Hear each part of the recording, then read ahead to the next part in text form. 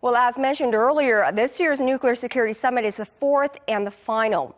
Over the last 6 years, more than 50 nations have gathered in Washington, Seoul, and The Hague to try and secure the world from nuclear terrorism.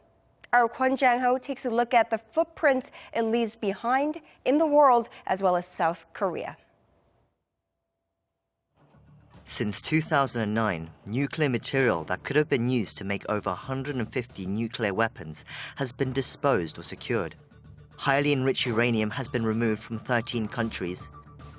Radiation detection equipment has been installed at 329 international checkpoints to combat trafficking of illegal nuclear material. And 31 highly enriched uranium reactors have been shut down or converted to operate with safer, low-enriched uranium fuel. These are some of the major achievements that have come from the Nuclear Security Summit, which was set off by US President Barack Obama when he gave his Nobel-winning speech 7 years ago. Since then, the Nuclear Security Summit has been aimed at making the world safer from the threat of nuclear terrorism. But experts are divided on whether the summit itself can be seen as an overall success. The U.S. and Obama's call for a world without nuclear weapons did not necessarily receive widespread international support.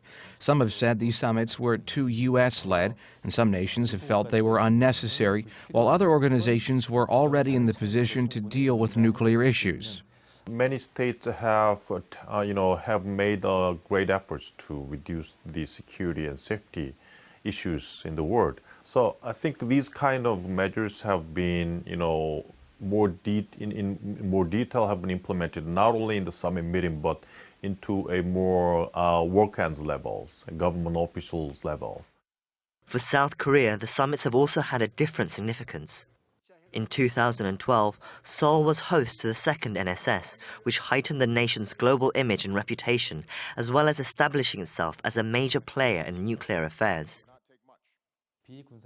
For non-militaristic development of nuclear technology, South Korea is known as a world leader, so it's right for us to take part in a wide international discourse on nuclear safety. But South Korea's role in the NSS has always been against the backdrop of North Korea's nuclear threat. Although the regime's nuclear program has never been a main focus of the summit talks, Pyongyang has always had a looming presence in the meetings. The previous installments of the NSS offered South Korea with the chance to meet with other world leaders, such as the US and China, on the sidelines to discuss how to deal with the regime. With the fourth and final NSS underway, what's next for the summit? Once Obama leaves office, it's unclear whether his successor would continue with the meetings. The NSS has set the tone for other nations to actively pursue nuclear safety, but more efforts are needed if there is going to be a lasting legacy. What matters is how to implement, how bring the cooperations of the international community in implementing these agenda, not how to make a more important agenda itself. So I think from now on, the summit meetings is not as important as the bureaucratic level meetings, which is more about and focusing on the implementation itself.